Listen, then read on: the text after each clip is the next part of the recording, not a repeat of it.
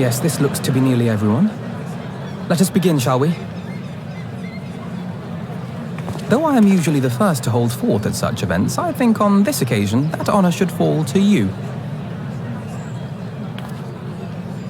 They would be more inclined to take the word of the Warrior of Darkness. Indeed. In light of the subject matter, who better than thee to speak these truths?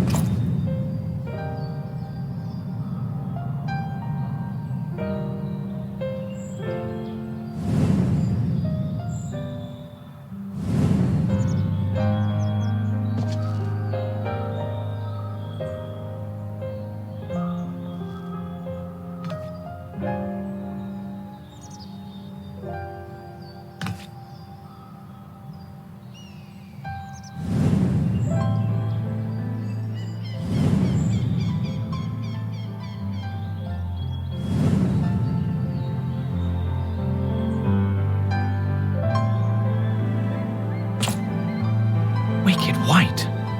The Warriors of Light did all that? So they never...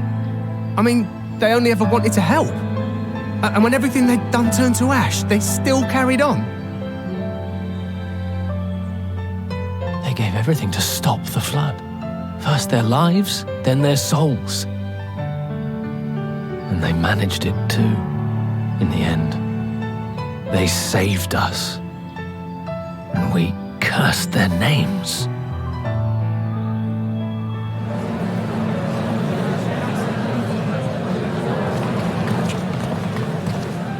This should go a long way towards clearing the air.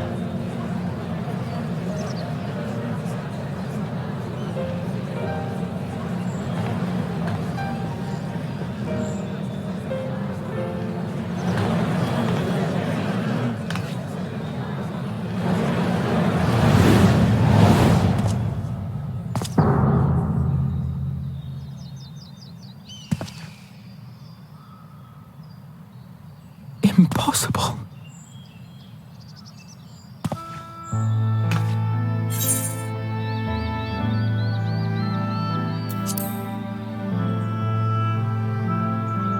I definitely see something. You don't think it's a ghost, do you? Nay, yonder standeth no bloodless apparition, but a warrior of light and darkness both. Ardbert. What in the world?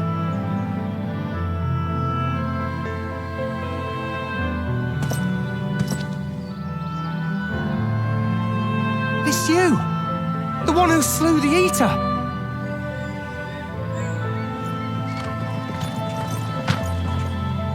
That it should be the Warrior of Darkness who brought the truth to light.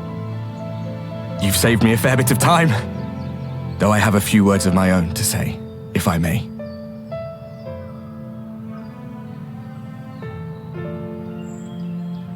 People of the Crystarium, I am Ardbert, one of those you know as a warrior of light. That's impossible. You should be dead. Aye, that I should. But as the world has been given new life, so too have I. I know not why I, and I alone, have been gifted this chance. But I do know this. Only by the will of the star itself could such a miracle come to pass.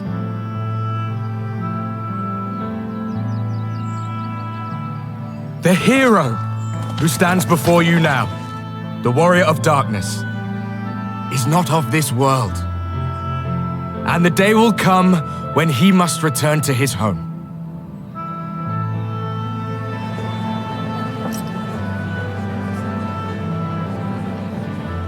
But this land is our home.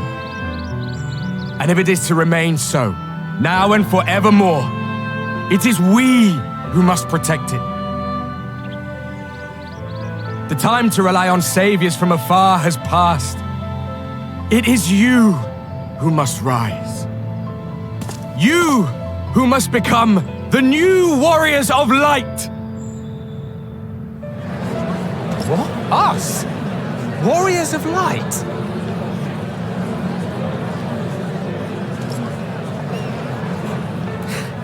None of us were born heroes, my friend. I was only ever a man with a thirst for adventure. But wherever my journeys took me, I was invariably confronted with the same choice. To lend what aid I could to those in need, or not. And I always chose the former. Any one of you could do the same. All you need is the will to help your fellow man, and the resolve to see it through.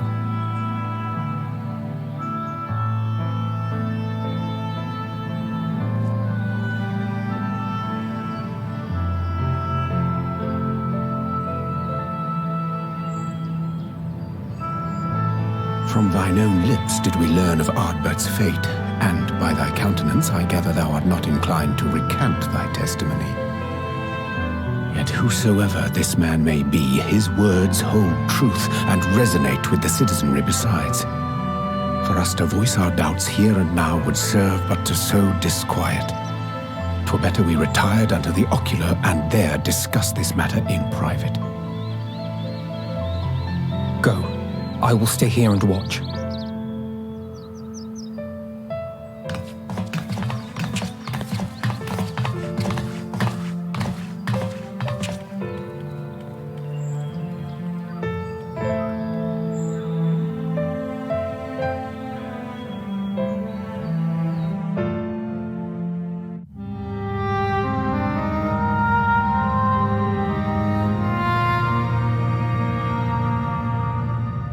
So, that is a warrior of light of the first.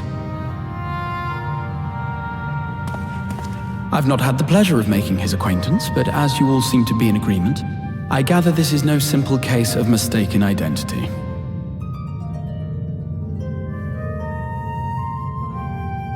As far as I was able to discern, that was indeed Ardbert. It has been a long time, but not that long. Could he truly have been resurrected as he claims?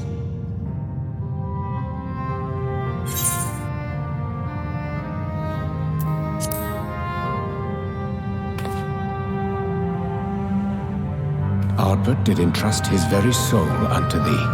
I see no reason to question thy judgment. Nor I. To my eyes, your ether burns as brightly as the day you slew Emmett Selk. That is proof that he is with you still.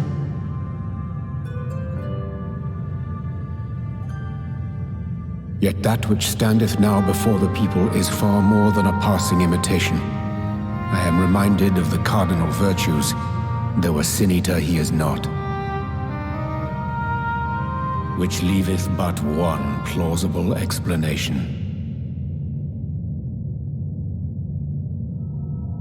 That he is an Ascian.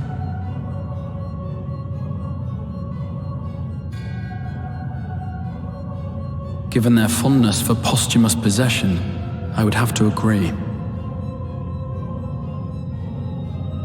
From what I understand, the Warriors of Light were laid to rest in Yulmore by those whom they had aided in life. At the time, some few still remembered them as heroes.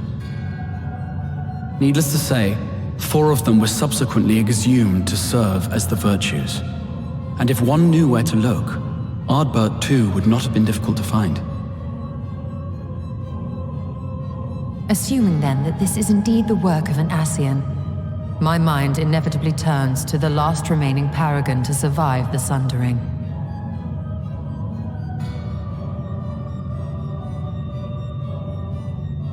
Elidibus.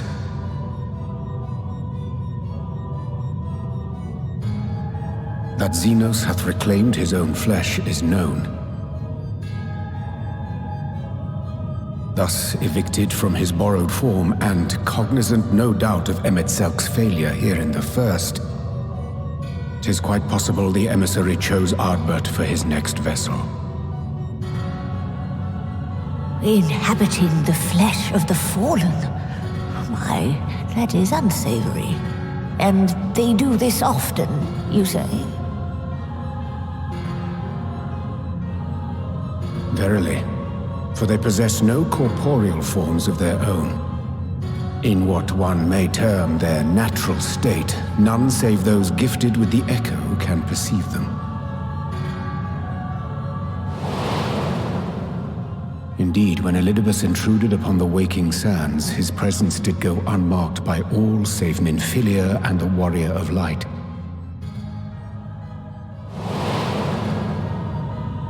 On that occasion, I myself remained ignorant of his coming until after his departure. It was only at a later juncture, when he deigned to appear before me in borrowed flesh, that I was finally able to take the measure of him. In such puppetry do the Ascians engage when they seek to influence the course of history. And they have gained much by it.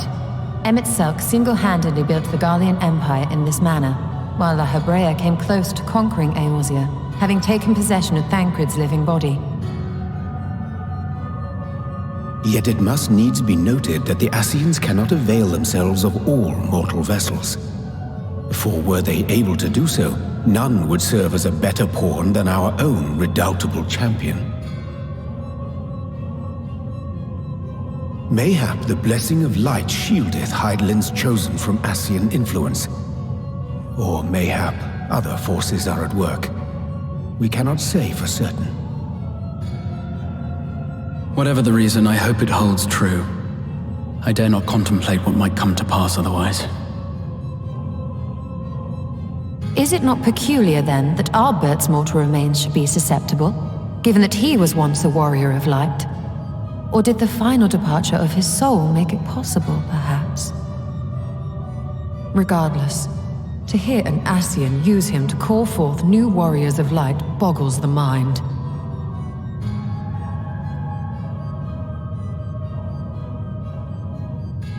Elidibus hath ever been an enigma, his ostensible purpose being to preserve the balance between light and dark.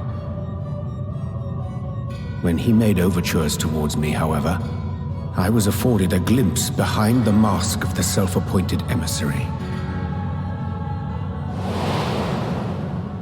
I shall not defend mine actions, undertaken in pursuit of a better understanding of our foe, as either wise or prudent. Nevertheless, what little I did glean may now prove useful.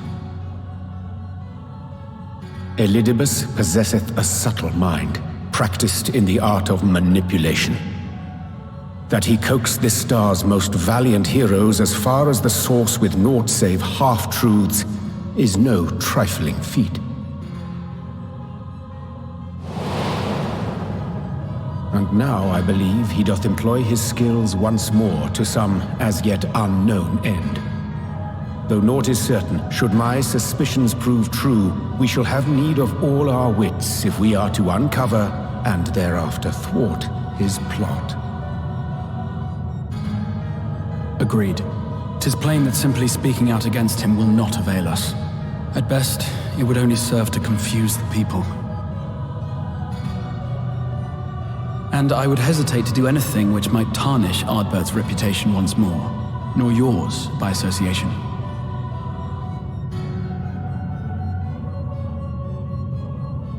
That being the case, it may be wise to keep a covert eye on this Ardbert's movements, as we attempt to discern his purpose and how best to mitigate his influence.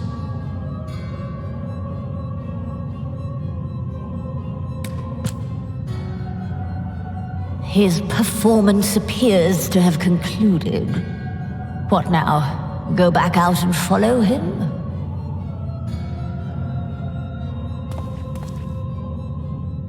Twould appear Master Alphino already hath pursuit in mind, and I suspect one pair of eyes shall better serve our cause than half a dozen.